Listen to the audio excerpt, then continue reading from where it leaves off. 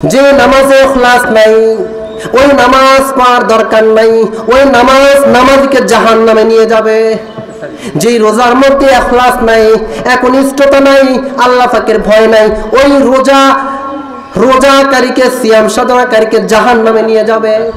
যে হজ করার পরে হজের মধ্যে ইখলাস নাই, আল্লাহর জন্য হজ করেছি এজন্য তার মনে ইখলাস নাই, ওই হজকারীকে জাহান্নামে নিয়ে যাবে।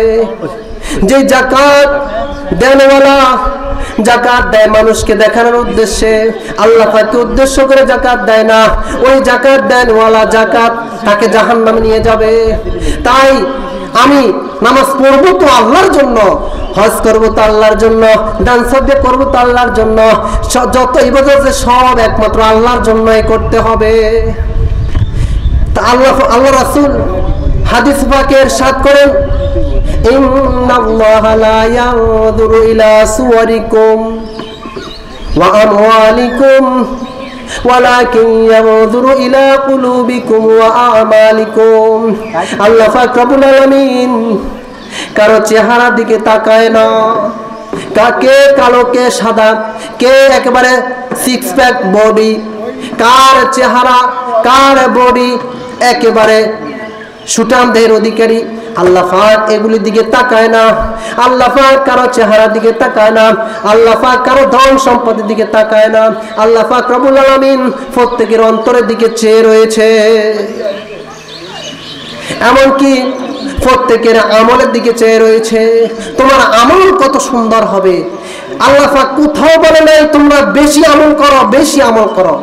আল্লাহ পাক এই কথা কোথাও বলে নাই, বরং আল্লাহ পাক রব্বুল আলামিন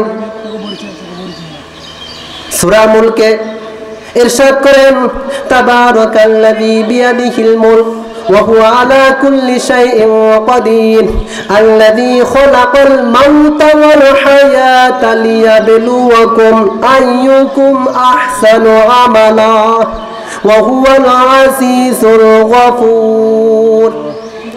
আল্লাযী খালাকাল মাউতা ওয়াল হায়াত, আল্লাহ পাক রব্বুল আলামিন মৃত্যু সৃষ্টি করেছেন এবং জীবনও সৃষ্টি করেছেন। এখানে আগে মৃত্যুর কথা আসছে, পরে জীবনের কথা আসছে। আমরা যে জীবন পেয়েছি এই জীবন আল্লাহ পাকের দেওয়া। আমরা আবার যখন মৃত্যুবরণ করব, আবার যখন জীবিত হব, তখন আর কোনোদিন আমরা মরব না। তাই আল্লাহ পাক বলেন, জীবন এবং মৃত্যু তোমাদেরকে দিয়েছি, অতঃপর তোমরা জীবন মৃত্যু পেয়ে কে কত সুন্দর ইবাদত করে আমার কাছে আসতে পারো, কত আহসান ইবাদত করতে পারো, এটাই আল্লাহ পাক চাচ্ছেন। কার ইবাদত কত সুন্দর হবে, কত ইখলাস পরিপূর্ণ হবে, মহান রবের জন্য হবে, আল্লাহ পাক এজন্যই আমাদেরকে পাঠিয়েছে। ইন্নাল হামদালিল্লাহি আস্তাঈনুহু ওয়া আস্তাগফিরুহু وأعوذ بالله من شرور أنفسنا ومن سيئات أعمالنا من يهده الله فلا مضل له ومن يضلله فلا هادي له ونشهد أن سيدنا وسندنا ونبينا وحبيبنا وطبيب قلوبنا وإيماننا مبين فرقاننا هادي سبيلنا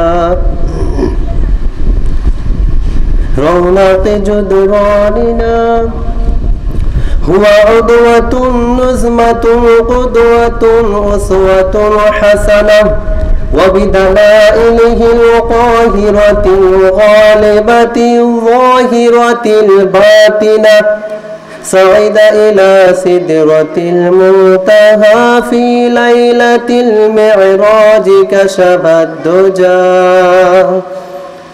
أما بعد قال الله تعالى في كلامه المجيد أعوذ بالله من الشيطان الرجيم بسم الله الرحمن الرحيم وما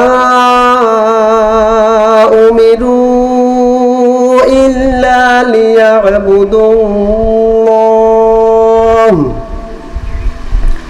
إلا ليعبدوا الله مخلصين له الدين حنفاء ويقيموا الصلاة ويؤتوا الزكاة وذلك دين القيمة. قال النبي صلى الله عليه وسلم إن الله لا ينظر إلى صوركم وأموالكم ولكن ينظر إلى قلوبكم وأعمالكم أو كما قال النبي صلى الله عليه وسلم. سبحان الله وبحمده سبحان الله العظيم كلما ذكره الذاكرون وكلما غفل عن ذكره الغافلون.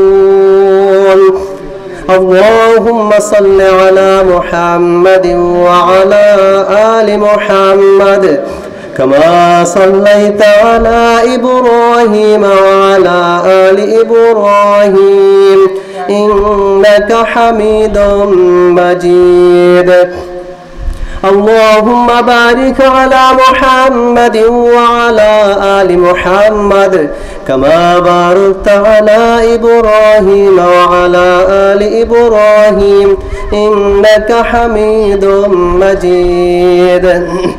तकबीर में कलमा में नमाज़ों में अज़ान में तकबीर में कलमा में नमाज़ों में अज़ान में ऐ नाम अलाही से मिला नाम मोहम्मद ऐ नाम अलाही से मिला नाम मोहम्मद फरमाती कि आदम को मुझे खुल्द तरी में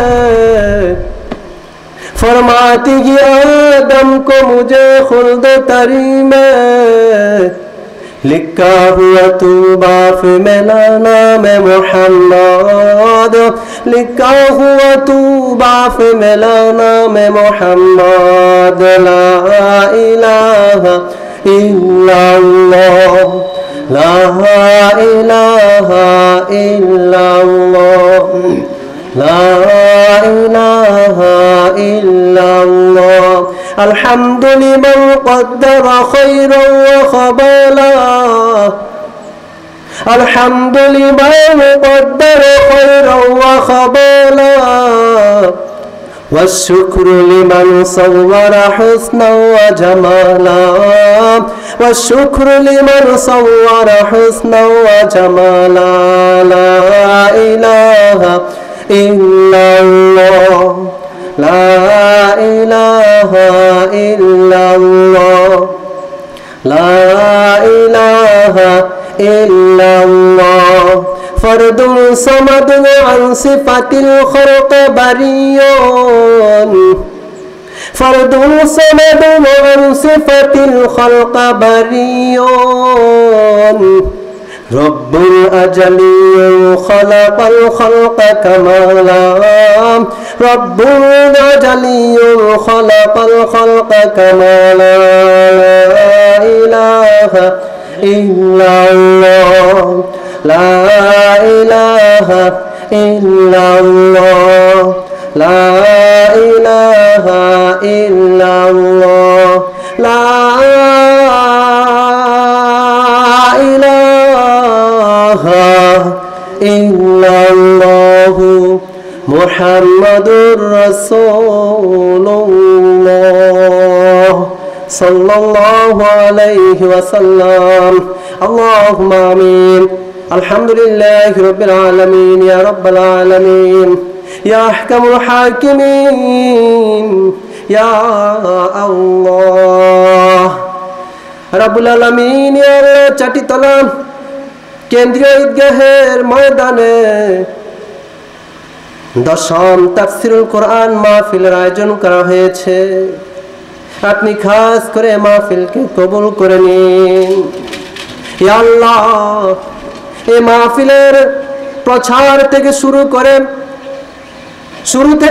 করে পর্যন্ত মাহফিলের আয়োজন করা পর্যন্ত যে যেভাবে বুদ্ধি দিয়ে, অর্থ দিয়ে, শ্রম দিয়ে এই মাহফিলকে সহযোগিতা করেছে মাওলা, সব কিছু আপনি আপনার সাজমে কবুল করে নিন ইয়া আল্লাহ।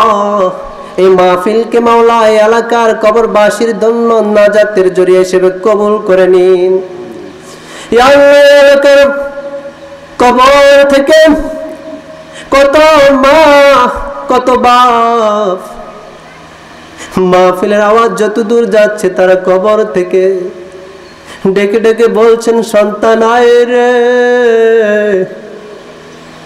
চাটিতলা পূর্ব ঈদগাহ ময়দানের মাহফিলে যাই সেখানে গিয়ে আমাদের জন্য একটু দোয়া কর।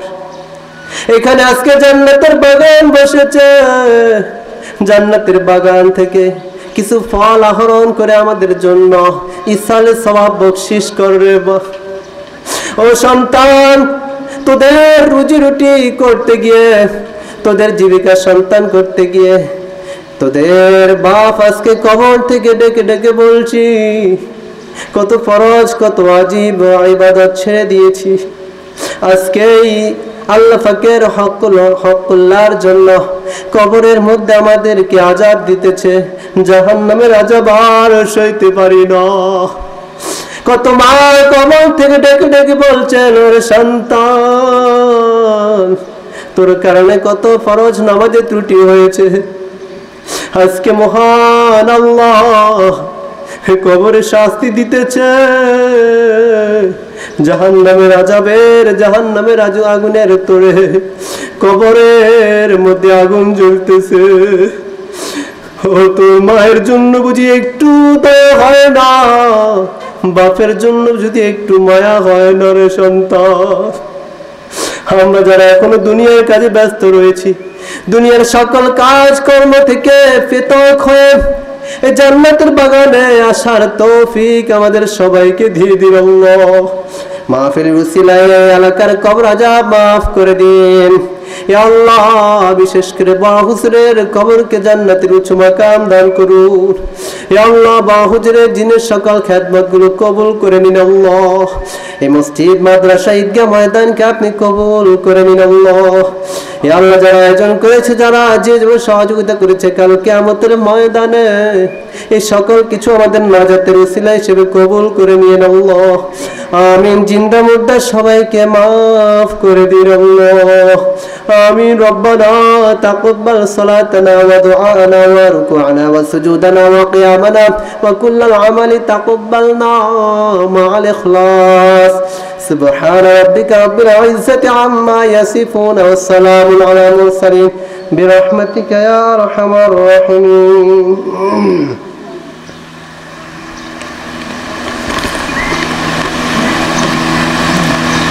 চাটিতলা কেন্দ্রীয় ঈদগাহের মুসলিম ও যুব সমাজের উদ্যোগে দশম তাফসীরুল কোরআন মাহফিল।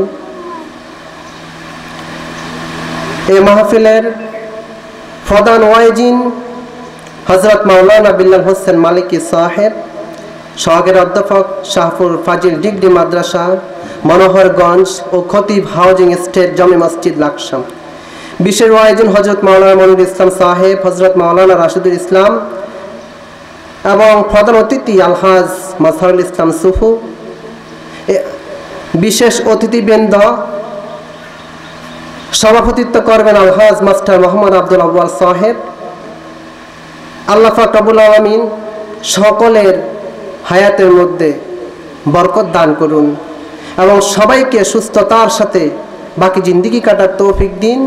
আমরা প্রত্যেকের সুস্থতা কামনা করে আজকের মাহফিল তাফসীরুল কোরআন মাহফিল আমরা মাহফিল শুরু করব। আমি মহাগ্রন্থ আল কোরআনের 114টি সূরা, তার মধ্যে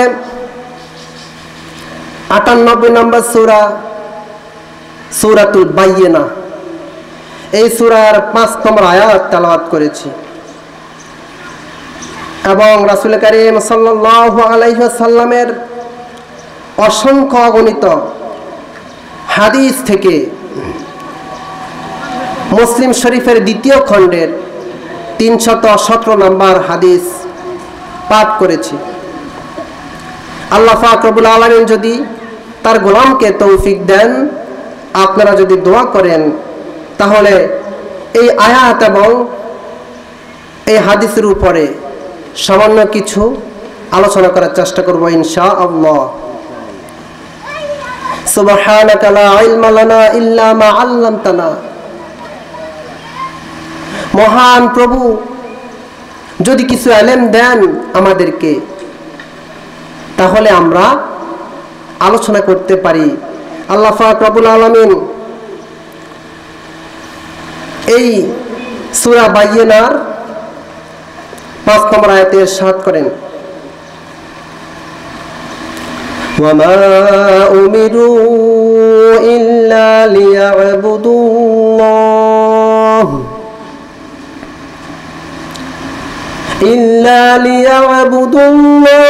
মুখলিসিনা লাহুদ্দিন।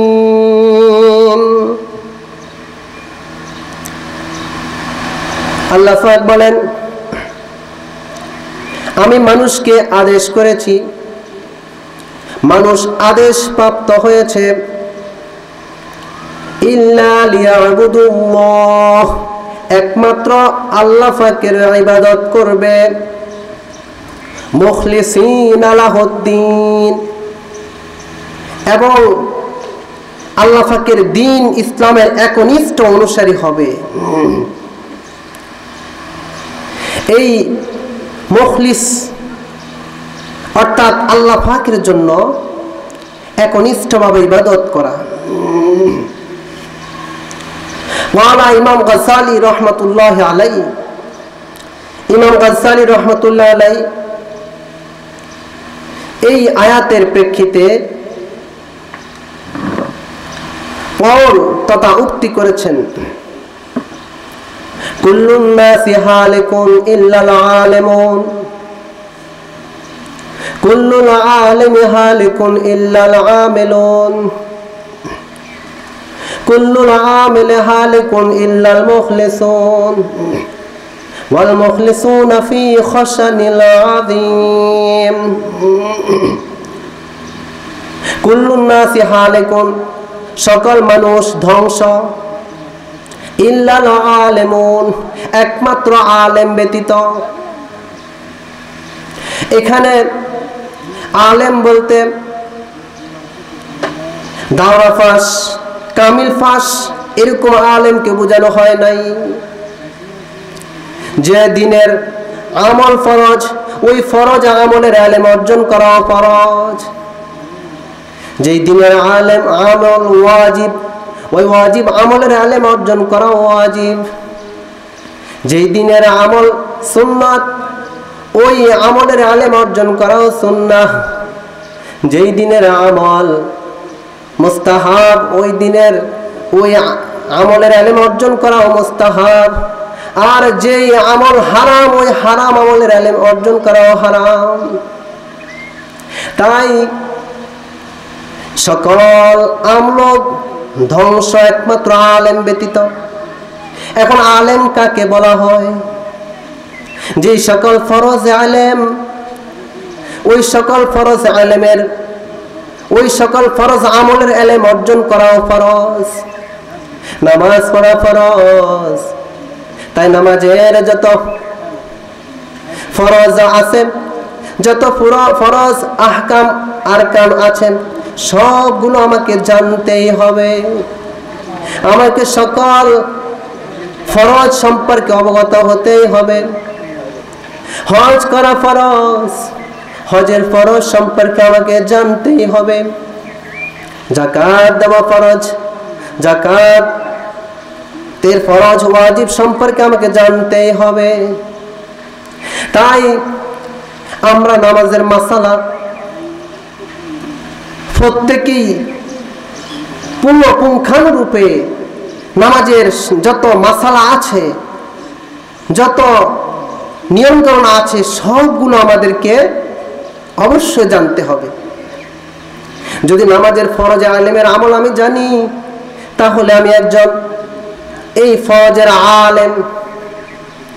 তাই অনেকে নামাজের ফরজ নামাজ দে আল্লাহ পাকের পক্ষ থেকে ফরজ হয়ে এসেছে এই কথা জানে, কিন্তু অনেক মাসালার মধ্যে আমরা ফেস খেয়ে যাই। এই অনেক মাসালা আমরা জানিও আমল করি না। অতঃপর নামাজ জামাতের সাথে পড়া এটা ফরজে, এটা হলো সুন্নতে মুআক্কাদা আমাদের ইমাম আবু হানিফা রাহমাতুল্লাহ আলাইহির মতে। বাকি অন্যান্য ইমামদের মতে জামাতের সাথে নামাজ আদায় করাও ফরজ। তাই জামাতের সাথে বিনা ওজরে জামাত তরক করা এটা কিন্তু সুন্নতে মুআক্কাদা। তরক করার যে গুনাহ, এই গুনাহের মধ্যে আমরা শামিল হয়ে যাব। আল্লাহ রাসূল বলেন, যারা নিজ কানে আজান শুনলো, কোনো ওজর ব্যতীত জামাতের সাথে মসজিদে গিয়ে নামাজ আদায় করলো না, তাদের নামাজ হবে না। তাই আমরা আলেম দাবি করি, অথচ জামাতের সাথে নামাজ আদায় করতে পারি না। এক সাহাবী আসলেন, আসি বলতেছে, ইয়া রাসূলুল্লাহ, আমি তো অন্ধ, আমি মসজিদে আসার জন্য অনেক সময় লোক পাই না, এখন আমার ব্যাপারে কোনো ছাড় আছে কিনা? অতঃপর আল্লাহ রাসূল প্রথমে বললেন, জি হ্যাঁ, আপনার ব্যাপারে ছাড় আছে, আপনি না আসলেও চলবে। যখন সাহাবী একটু সামনে অগ্রসর হলেন, মসজিদের বাইরে চলে গেলেন, আল্লাহ রাসূল পিছন থেকে ডাক দিয়ে বললেন, ও আমার অন্ধ সাহাবী, আপনি কি মসজিদের পথে মসজিদের আজান শুনেন? হ্যাঁ, মসজিদে আজান শুনি। তাহলে মসজিদের আজান শুনলে যদি কোনো লোক না পান, তাহলে মসজিদ থেকে বাড়ি পর্যন্ত দড়ি টাঙিয়ে দিবেন, দড়ি ধরে ধরে আপনি মসজিদে আসবেন, তবু আপনার জন্য জামাত তরক করা যাবে না। তাই এই নামাজের মাসালা আমাকে জানতেই হবে।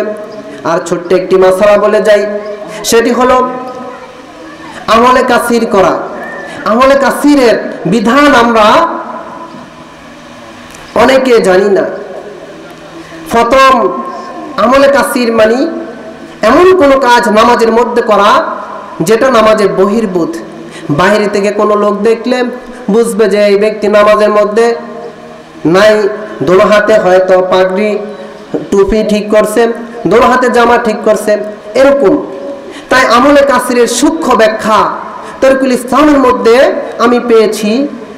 প্রথম শক্ত মাসালা হলো, পুরো নামাজের মধ্যে যদি কেউ 3 বার নামাজের বহির্ভূত কাজ করে, তার নামাজ নষ্ট হয়ে যাবে।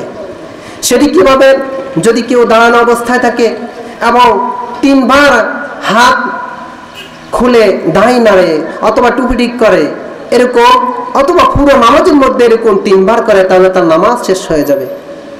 কিন্তু আরো মুহাদ্দিসিনে কেরাম, মুফতিয়ানে কেরাম আরেকটি মাসালা বলেছেন, আর সহজ করে, না, পুরো নামাজের মধ্যে না, এক রুকুনের মধ্যে যদি কেউ 3 বার হাত ছেড়ে দেয়, কেউ যদি কিয়াম অবস্থায় নামাজের নিয়ত বাঁধে, অতঃপর একবার হাত ছেড়ে দাঁড়িয়ে নাড়া দিল অথবা জামা ঠিক করলো, এভাবে 3 বার যদি হাত ছেড়ে দেয়, তার নামাজ শেষ হয়ে যাবে।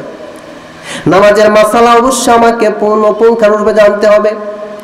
রোজার মাসালা জানতে হবে, হজের মাসালা জানতে হবে। আমরা অনেকে হজের মাসালা জানি না। হজ কিন্তু যাদের উপরে আল্লাহ পাকের কাবা ঘরে গিয়ে যাওয়া আসার মধ্যে সকল খরচ বহন করতে পারে, তার উপর হজ ফরজ। ওয়ালিল্লাহি আলান নাসি হিজ্জুল বাইতি মান ইসতাতা ইলাইহি সাবিলা। এই আয়াতে যাদের উপরে হজ ফরজ, তারা মক্কা শরীফ তথা বাইতুল্লাহ শরীফ যাওয়া আসা সকল খরচ বহন করার পরে 40 দিনের সকল পারিবারিক সকল খরচ দেওয়ার পরে যদি আর কিছু উদ্ধৃত টাকা থাকে, তাহলে এরকম সম্পদ থাকলে তার উপর হজ ফরজ। তবে একটা কথা বলে যাই, পুরুষদের ক্ষেত্রে যেরকম হজ ফরজ, মহিলাদের ক্ষেত্রে হজ ফরজ। কোন মহিলার যদি এরকম সম্পদ থাকে, আমাদের দেশে শতকরা 90% মহিলার উপরে হজ ফরজ। বলবেন হুজুর কিভাবে? মহিলা তো স্বামীর বাড়িতে চলে আসে, কিন্তু বাপের বাড়িতে তার কোটি কোটি টাকার, লক্ষ লক্ষ টাকার সম্পদ পড়ে থাকে। অথচ কোন ব্যক্তি যদি মারা যায়, তার যদি একটি মেয়ে একটি ছেলে থাকে, তাহলে ছেলে পাবে মেয়ের 2 ভাগ, মেয়ে পাবে ছেলের 2/1 অংশ। এরকম সম্পদ হিসাব করলে শতকরা 90% মহিলার উপরে হজ ফরজ। তারা বাপের বাড়িতে সম্পদ ফেলে চলে আসে, অথচ এই সম্পদ যদি তারা ভোগ করত, তাহলে তাদের উপরে ডবল হজ ফরজ হয়ে যায়। এই সম্পদ কিন্তু তারা ইচ্ছে করে অনেক সময় আনে না, আর অনেক সময় যারা ভাই তারাও দিতে চায় না। তাই যারা ভাই আছেন, বোন আপনার আছে, তাদের ওই ফরজ হজটা তাদের উপরে যদি ফরজ হয়ে যায়, এমন পরিমাণ সম্পদ তাদের বাপের বাড়িতে থাকে, আপনি অবশ্যই তাদেরকে দিয়ে দিবেন। আল্লাহ রাসূল বলেন, যার উপরে হজ ফরজ হয়েছে, কিন্তু হজ করে সে মরল না, ওই ব্যক্তি ইহুদি হয়ে মরল না নাসারা হয়ে মরল, আমি রাসূল তার লাশের দায়িত্ব জানি না। অর্থাৎ সে মুসলমান হয়ে মরতে পারলো না। তাই হজের মাসালা আমাদেরকে জানতে হবে, যাকাতের মাসালা জানতে হবে। অনেক সম্পদ আপনাকে দিয়েছে, কিন্তু যাকাতের সঠিক মাসালা হিসাব করে আপনি যাকাত বন্টন করেন না। এই যাকাত সঠিকভাবে আপনাকে দিতে হবে, দান সদকা করতে হবে। 100-তে 2.5 টাকা, 1000-এ 25 টাকা, 1 লাখে 2.5 টাকা, 1 কোটিয়ে প্রতি বছর পূর্ণ নিসাব অনুযায়ী 2.5 লক্ষ টাকা আপনাকে যাকাত দিতে হবে। তাই যারা যাকাত দিবে না, যাকাতের সঠিকভাবে মাল হিসেব করে না, আরে আল্লাহ পাক ধন সম্পদ দিছে, আমি তো কিছু দান করে দেই, হবে না। আমি মানুষকে তো এমনি দেই, সারা বছরে দান করি, যাকাতের ব্যাপারে আবার হিসাব করা লাগে নাকি? না, আপনাকে প্রত্যেক বছরে নির্দিষ্ট একটি সময় আপনাকে আপনার সম্পদের মোট সম্পদের হিসাব করে যাকাত আদায় করে দিতে হবে। যদি যাকাত না আদায় করেন, আল্লাহ পাক রব্বুল আলামিন আপনার জন্য কঠিন শাস্তির ব্যবস্থা করে রেখেছেন। মান আতাহুল্লাহু মালান ফালাম ইউআদ্দি যাকাতাহু মুসরা লাহু ইয়াউমাল কিয়ামাহ সুজাআন আকরা। যে ব্যক্তির উপর যাকাত ফরজ কিন্তু সে যাকাত দিল না, ওই ব্যক্তির কিয়ামতের ময়দানে ওই সকল সম্পদ তার গলার মধ্যে পেঁচিয়ে দেওয়া হবে, আর তার কপালের মধ্যে ওই সম্পদগুলো সাপ হয়ে ঠোকর মারতে থাকবে, আর বলবে আনা মালুকা আনা কানসুকা, আমি হচ্ছি তোমার সেই সম্পদ, যে সম্পদ তুমি জমা করেছ, যে সম্পদ তুমি গণনা করেছ। আল্লাহ পাক রব্বুল আলামিন সূরা হুমাযায় ইরশাদ করেন, ওয়াইলুল লিকুল্লি হুমাযাতিল লুমাযা আল্লাযী জামা'a মালান ওয়া আদ্দাদা। ওয়াইলুন মানে ধ্বংস সকল লোক যারা পিছনে এবং সামনে বস্তাতে এবং সামনে যারা নিন্দা করে, চগলখড়ি করে, গীবত করে, আর আল্লাযী জামা'a মালান ওয়া আদ্দাদা যারা সম্পদ গণনা করে আর সম্পদ জমা করে, তাদের জন্য ধ্বংস। বাপ দাদার দিন না কোটি কোটি টাকার সম্পদ পড়ে রয়েছে, অথচ আমরা সম্পদের যাকাত, সম্পদের দান সদকা করি না। এই সকল সম্পদ কিয়ামতের ময়দানে আমাদের সামনে চলে আসবে। وأنفقوا مما رزقناكم من قبل أن يأتي أحدكم الموت। যখন মৃত্যু উপস্থিত হয়ে যাবে তখন ওই ব্যক্তি বলবে, হে আল্লাহ আমাকে একটু মাত্র সময় দিন। মিন ক্বাবলি আন ইয়াতিয়া আহাদাকুমুল মাউত, মৃত্যুর পূর্ব মুহূর্তে এই কথা বলবো। অথচ মৃত্যুর আগে এই সম্পদ আল্লাহর রাস্তায় দেওয়ার জন্য আমরা কোনো আমাদের মধ্যে পেরেশানি আসে না। মৃত্যুর সময় ঠিকই বলবো, হে আল্লাহ একটু সময় দিন, একটু সময় দিন, এই সম্পদ আমি আল্লাহর রাস্তায় দান করে আসি। আল্লাহ পাক বলবেন, না এখন আর তোকে সময় দেওয়া হবে না, তোর পুরাটা জীবন তোকে সময় দিয়েছিলাম, কিন্তু তুই এই সম্পদের হিসাব ভালো করে করস নাই, দান সদকা জাকাত এগুলি দেস নাই। এই সম্পদ মৃত্যুর সময় এখন আর তোর সময় দেওয়া হবে না। অতঃপর আমাকে পরিবার কিভাবে চালাইতে হয় মাসালাও জানতে হবে, কিভাবে সমাজ চালাতে হয় এই মাসালা আমাকে জানতে হবে, কিভাবে স্ত্রীর সাথে আমরা ভালো ব্যবহার করব, স্ত্রীর হক আদায় করবে এই মাসালাও আমাকে জানতে হবে। অনেকে বিশেষ করে একটা ক্ষমতা আল্লাহ পাক আমাদেরকে দিয়েছেন, সেটা হলো তালাক। তালাকের মাসালা ভালো করে জানে না। হুজুরদেরকে আসি জিজ্ঞাসা করে না, হুজুর আমি তো বিবাহ করেছি কিন্তু আমার স্ত্রী এরম এরম করতেছে, আমার এখন কি করা উচিত? তালাকের মাসালা জানে না। তারা না জানার কারণে আজকে সমাজে এরকম ভেজাল অনেক সমাজ হয়েছে, বউকে তালাক দিয়ে দিছে কিন্তু মানে না। তাই আজকে সংক্ষেপে তালাক কিভাবে দিবেন, তালাক দেওয়ার পরে আপনি হুট করে 3 তালাক দিয়ে ফেলেন, পরে হুজুরদের পায়ের কাছে আসে বলেন, হুজুর আমাকে হালাল করে দেন, হালাল করে দেন। নো, আপনি আগে মাসলা জানবেন, বুঝবেন, এরপর আপনি প্রয়োগ করবেন। আল্লাহ পাক আপনাকে একটা ক্ষমতা দিল, এই ক্ষমতা যেখানে সেখানে ব্যবহার করতে পারবেন না। তাই তালাক দিবেন আপনি হুজুরদের থেকে মাসালা জেনে নেবেন। আজকে ছোট্ট করে একটি মাসালা বলে যাই, যেভাবে তালাক দেওয়ার পরে আপনি আবার স্ত্রীকে ফিরিয়ে আনতে পারবেন, সেটা হলো আল্লাহ রাসূল কত সুন্দর পদ্ধতি বাতিয়ে দিয়েছেন। আপনার যদি স্ত্রী এমন হয় যে তালাক দেওয়া ছাড়া কোনো উপায় নাই, তাহলে আপনি 1 তালাক দিবেন। 1 তালাক দিবেন, দেওয়ার পরে আপনার স্ত্রী 1 তালাক দেওয়ার পরে 3 তুহুর পর্যন্ত আপনার বাড়িতে অবস্থান করবে, ইদ্দত পালন করবে। যখন 3 তুহুর তথা 3 মাস পর্যন্ত সময় অতিবাহিত হয়ে যাবে, স্ত্রী অত তালাক হয়ে যাবে। 1 তালাক দেওয়ার কারণে যদি 10 বছর পরে, 20 বছর পরে, 40 বছর পরেও আপনার মনে হয় এরে আমার আগের স্ত্রী তো ভালো ছিল, ওই 1 তালাক যেহেতু দিয়েছেন আপনার আরো 2 তালাকের ক্ষমতা রয়েছে, তাই 40 বছর পর হলেও ওই স্ত্রীকে আপনি আবার নতুন করে বিবাহ করে সংসার করতে পারবেন।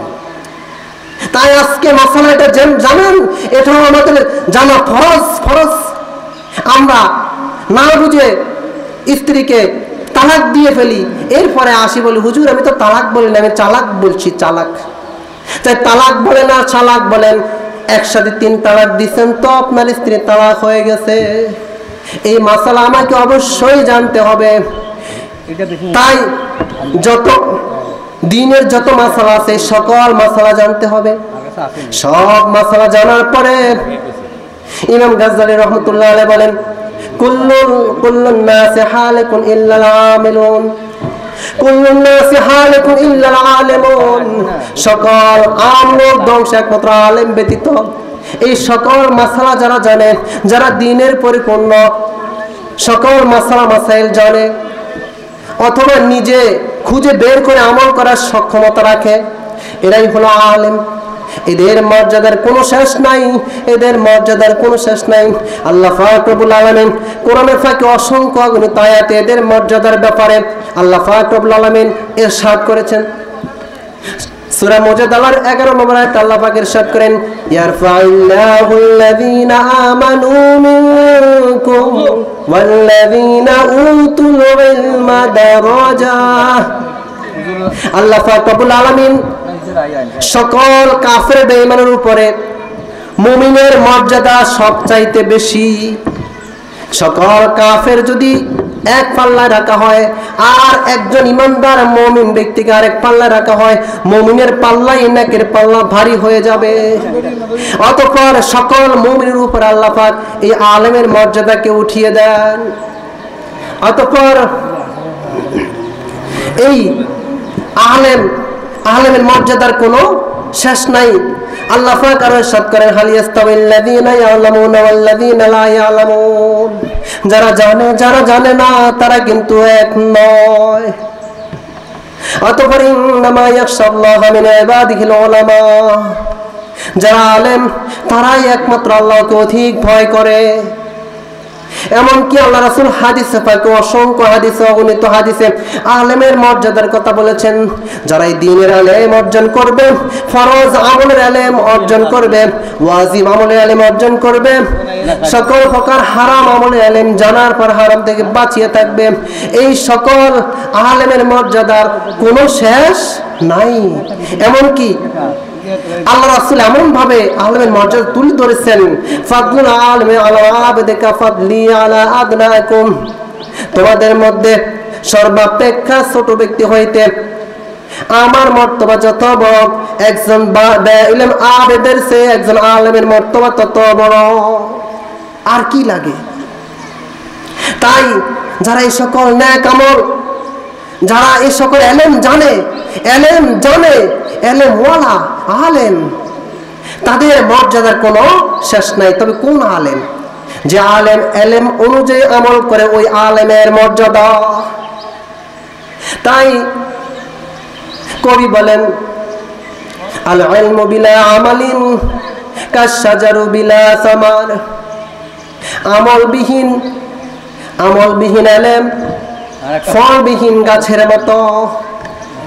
অন্যত্র বলেন, আল ইলমু বিলা আমালিন কান্নাহারু বিলা মাইন। আমলবিহীন ইলম পানিবিহীন নদীর মতো। তাই আমাকে দ্বীনের সকল ইলম অর্জন করতে হবে। ইলম অর্জন করার পরে আমাকে অবশ্যই আমল করতেই হবে। শুধু আমি জানলাম কিন্তু মানলাম না, কিন্তু আমল করলাম না, এই ইলমের কোনো দাম নাই। আল্লাহ রাসূল বলেন, শাররুশ শিরারে শিরারুল উলামা ওয়া খায়রুল খিয়ারে খিয়ারুল উলামা। তাই সবচাইতে খারাপ ওই ব্যক্তি, ওই আলেম, যেই ব্যক্তি যে আলেম অনুযায়ী আমল করে না। আর সবচাইতে ভালো মানুষের মধ্যে সবচাইতে ভালো, সবচাইতে উত্তম, গুড বেটার বেস্টের মধ্যে আছে, তারাও হলো আলেম। কোন আলেম? যে আলেম অনুযায়ী আমল করবে। এই আলেম অনুযায়ী আমল করলেই আমি নাজাত পেয়ে যাব। তাহলে প্রথম কথা হলো, সকল আমলোক ধ্বংস যারা ইলম অর্জন করে না, যারা দ্বীনের জ্ঞান অর্জন করে না, এদের জন্য ধ্বংস অনিবার্য। আল্লাহ পাক রব্বুল আলামিন সূরা তাহার 124 নম্বর আয়াতে ইরশাদ করেন, ওয়ামান আ'রাদা আন যিকরি ফাইন্না লাহু মাঈশাতান দানকা ওয়া নাহশুরুহু ইয়াওমাল কিয়ামাতি আ'মা। ওয়ামান আ'রাদা আন যিকরি, যারা আল্লাহ পাকের এই দ্বীন থেকে বিমুখ হয়ে যায়, আল্লাহ পাকের দ্বীন ইসলাম শিখা, ইলম অর্জন করা তাদের কোনো আগ্রহ নাই। দুনিয়ার কাজে তাদেরকে কেউ ঠকাইতে পারে না। 10 টাকার মাছ কিনবে, ফ্যাট টিভি দেখে মাছটা ভালো কি পচা। যে কোনো বাজারে গিয়ে যে কোনো মাছ কিনবে, বড় মাছ কিনবে, কান্না উল্টিয়ে দেখে মাছটা কি ভালো না, 1 নম্বর না 2 নম্বর। 10 টাকার একটা হাঁড়ির পাতিল কিনবে, এখানেও হাতে টুক দিয়ে দেখে পাতিলটা 1 নম্বর না 2 নম্বর, এতে কোনো ফুটো আছে কিনা, অথচ দুনিয়ার ব্যাপারে 100 তে 100 আমাকে কেউ ঠকাইতে পারবে না, অথচ আখিরাতের ব্যাপারে পুরা গাফেল। কোন আখিরাতের ব্যাপারে, ইলম তলবের ব্যাপারে, দ্বীনের ইলম জানার জন্য কোনো আগ্রহ নাই। আল্লাহ পাক বলেন তাদের দুনিয়ার জীবনকে আমি সংকীর্ণ করে দেব। ওয়ানাহশুরুহু ইয়াওমাল কিয়ামাতি আ'মা, এমনকি কিয়ামতের ময়দানে তাদেরকে অন্ধ করে উঠাবো। তারা তাদের সহপাঠীকে বলবে, দুনিয়ার মধ্যে আমার চক্ষু ছিল, কিন্তু এখন আমি যে অন্ধ হয়ে গেলাম, কিয়ামতের ময়দানে আমি যে কিছুই দেখছি না। তখন আল্লাহ পাক তাদেরকে আয়াত শুনিয়ে দিবেন, বলবেন যে দুনিয়াতে তো আমি তোমাদেরকে এই আয়াত শুনিয়েছিলাম, কত আলেম ওলামা এসে তোমাদেরকে এই কথা শুনিয়েছিল, দ্বীনের ব্যাপারে তোমরা অজ্ঞ ছিলে। আল্লাহ পাক আল্লাহ রাসূলের নবুয়তি 40 বছর জীবনে, 40 বছর পরে আল্লাহ রাসূলের উপরে কোরআন নাজিল করেছেন। নবুয়তি 23 বছরে জীবনে এই কোরআন নাজিল হয়েছে, অথচ এই কোরআন পড়তেও পারি না, বুঝা তো দূরের কথা, সহিভাবে পড়ার জন্য চেষ্টাও করি না, বুঝার চেষ্টাও করি না। আল্লাহ পাক তখন তাদেরকে এই আয়াত শুনিয়ে দিবেন। অতঃপর আল্লাহ পাক রব্বুল আলামিন সূরা আহরাফের 179 নম্বর আয়াতে ইরশাদ করেন, ওয়ালাকাদ যারানা লিজাহান্নামা কাসীরাম মিনাল জিন্নি ওয়াল ইনস লাহুম কুলুবুন লা ইয়াফকাহুনা বিহা ওয়ালাহুম আ'য়ুনুন লা ইউবসিরুনা বিহা ওয়ালাহুম আযানুন লা ইয়াসমাউনা বিহা উলাইকা কাল আনআম বাল হুম আদল ওয়া উলাইকা হুমুল গাফিলুন। আল্লাহ পাক বলেন, এমন কিছু জিন এবং মানুষকে আমি জাহান্নামের জন্য তৈরি করে রেখেছি, যাদের দুনিয়ার জীবনে তারা কোরআন দেখেও না দেখার ভান করত, বুঝেও না বুঝার ভান করত, শুনেও না শোনার মতো তারা না শোনার ভান করে চলে যেত। তাই তাদের জন্য আজকে জাহান্নাম নির্ধারিত। এই জাহান্নামে যেতেই হবে যদি আল্লাহ পাকের দ্বীন ইসলাম সম্পর্কে আমরা ইলম তলব না করি, নিজে শিখার আগ্রহ তৈরি না করি। সব বুঝি কিন্তু ইসলাম, দ্বীন ইসলামের বিধিবিধানের ক্ষেত্রে, আমলের ক্ষেত্রে আমাদের মধ্যে অজ্ঞতা চলে আসে, আমরা আল্লাহর দ্বীন থেকে একেবারে বিমুখ। অতঃপর বলেছিলাম কুল্লুন নাসি হালিকুন ইল্লাল আলিমুন, সকল আম লোক জাহান্নামী একমাত্র আলেম ব্যতীত। কুল্লুল আলিমি হালিকুন ইল্লাল আমিলুন,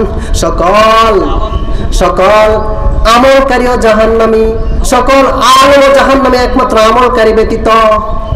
তাই আমাকে নামাজের মাসালা, হজের মাসালা, সকল প্রকার দ্বীন ইসলামের মাসালা জানার পর আমল করতে হবে। যদি জানার পরে আমি আমল না করি তাহলে আমার জন্য ধ্বংস। অতঃপর সকল আমলকারী ধ্বংস, ইল্লাল মুখলিসুন, একমাত্র মুখলিস তথা একমাত্র আল্লাহ পাকের জন্য আমি ইবাদত করব, আল্লাহ পাকের জন্যই আমি দান সাদকা করব, আল্লাহ পাকের জন্যই সারা জীবনকে উৎসর্গ করে দেব, এরকম যদি খাস পরিপূর্ণ না হয় তাহলে আমিও ধ্বংস। তাহলে সকল আমলকারীও ধ্বংস, একমাত্র মুখলিস ব্যতীত। নামাজ, যে নামাজে ইখলাস নাই ওই নামাজ পড়ার দরকার নাই, ওই নামাজকে জাহান্নামে নিয়ে যাবে। যে রোজার মধ্যে ইখলাস নাই, একনিষ্ঠতা নাই, আল্লাহ পাকের ভয় নাই, ওই রোজাকারীকে, সিয়াম সাধনাকারীকে জাহান্নামে নিয়ে যাবে। যে হজ করার পরে হজের মধ্যে ইখলাস নাই, আল্লাহর জন্য হজ করেছি এজন্য তার মনে ইখলাস নাই, ওই হজকারীকে জাহান্নামে নিয়ে যাবে। যে জাকাত দেনওয়ালা, জাকাত দেয় মানুষকে দেখানোর উদ্দেশ্যে, আল্লাহ পাককে উদ্দেশ্য করে জাকাত দেয় না, ওই জাকাত দেনওয়ালা জাকাত তাকে জাহান্নামে নিয়ে যাবে। তাই আমি নামাজ পড়বো তো আল্লাহর জন্য, হজ করবো তো আল্লাহর জন্য, দান সাদকা করবো তো আল্লাহর জন্য, যত ইবাদত সব একমাত্র আল্লাহর জন্যই করতে হবে। তা আল্লাহ রাসূল হাদিস পাকে ইরশাদ করেন, ইন্নাল্লাহা লা ইয়ানজুরু ইলা সুওয়ারিকুম ওয়া আমওয়ালিকুম ওয়ালাকিন ইয়ানজুরু ইলা কুলুবিকুম ওয়া আমালিকুম। আল্লাহ পাক রব্বুল আলামিন কারো চেহারার দিকে তাকায় না, কে কালো কে সাদা, কে একেবারে সিক্স প্যাক বডি, কার চেহারা কার বডি একেবারে সুঠাম দেহের অধিকারী, আল্লাহ পাক এগুলির দিকে তাকায় না। আল্লাহ পাক কারো চেহারার দিকে তাকায় না, আল্লাহ পাক কারো ধন সম্পদের দিকে তাকায় না। আল্লাহ পাক রব্বুল আলামিন প্রত্যেকের অন্তরের দিকে চেয়ে রয়েছে, এমনকি প্রত্যেকের আমলের দিকে চেয়ে রয়েছে। তোমার আমল কত সুন্দর হবে, আল্লাহ পাক কোথাও বলে নাই তোমরা বেশি আমল করো, বেশি আমল করো। আল্লাহ পাক এই কথা কোথাও বলে নাই, বরং আল্লাহ পাক রব্বুল আলামিন সূরা মুলকে ইরশাদ করেন, তাবারাকাল্লাযী বিয়াদিহিল মুলক ওয়া হুয়া আলা কুল্লি শাইইন কাদির আল্লাযী খালাকাল মাউতা ওয়াল হায়াতা লিয়াবলুয়াকুম আইয়ুকুম আহসানু আমালা ওয়া হুয়াল আজিজুল গফুর। আল্লাযী খালাকাল মাউতা ওয়াল হায়াত, আল্লাহ পাক রব্বুল আলামিন মৃত্যু সৃষ্টি করেছেন এবং জীবনও সৃষ্টি করেছেন। এখানে আগে মৃত্যুর কথা আসছে, পরে জীবনের কথা আসছে। আমরা যে জীবন পেয়েছি এই জীবন আল্লাহ পাকের দেওয়া। আমরা আবার যখন মৃত্যুবরণ করব, আবার যখন জীবিত হব, তখন আর কোনোদিন আমরা মরব না। তাই আল্লাহ পাক বলেন, জীবন এবং মৃত্যু তোমাদেরকে দিয়েছি, অতঃপর তোমরা জীবন মৃত্যু পেয়ে কে কত সুন্দর ইবাদত করে আমার কাছে আসতে পারো, কত আহসান ইবাদত করতে পারো, এটাই আল্লাহ পাক চাচ্ছেন। কার ইবাদত কত সুন্দর হবে, কত ইখলাস পরিপূর্ণ হবে, মহান রবের জন্য হবে। আল্লাহ পাক এজন্যই আমাদেরকে পাঠিয়েছেন। তা আমি যে আয়াতখানা তেলাওয়াত করেছিলাম, আল্লাহ পাক এখানে একই কথা বলেন, ওয়ামা উমিরু ইল্লা লিয়াবুদুল্লাহ। আল্লাহ পাক রব্বুল আলামিন আমাদেরকে আদেশ করেছেন, আমরা আদিষ্ট হয়েছি। আল্লাহ পাক বলেন তাদেরকে আদেশ করা হয়েছে ইল্লা লিয়াবুদুল্লাহ, তারা একমাত্র আল্লাহ পাকের জন্য ইবাদত করবে। মুখলিসিন লাহুদ্দিন, একনিষ্ঠভাবে দ্বীনের অনুসারী হবে, একনিষ্ঠভাবে দ্বীনের সকল হুকুম আহকাম একনিষ্ঠভাবে আল্লাহর জন্য তারা পালন করবে। হুনাফা ওয়া ইউকিমুস সালাতা ওয়া ইউতুজ যাকাতা ওয়া যালিকা দীনুল কাইয়্যিমাহ, তারা একনিষ্ঠভাবে খাঁটি মনে আল্লাহর জন্য এই নামাজ পড়বে, যাকাত দিবে এবং আল্লাহ পাকের দ্বীনের সত্য দ্বীনের অনুসারী হবে। এই আল্লাহ পাকের একনিষ্ঠভাবে দ্বীনের অনুসারী হওয়ার জন্যই আমাদেরকে প্রেরণ করেছেন। অতঃপর তিরমিজি শরীফের 2382 নম্বর হাদিস, সুফাই আল আসবাহি রাদিয়াল্লাহু তাআলা আনহু থেকে বর্ণিত, তিনি ইরশাদ করেন যে আমি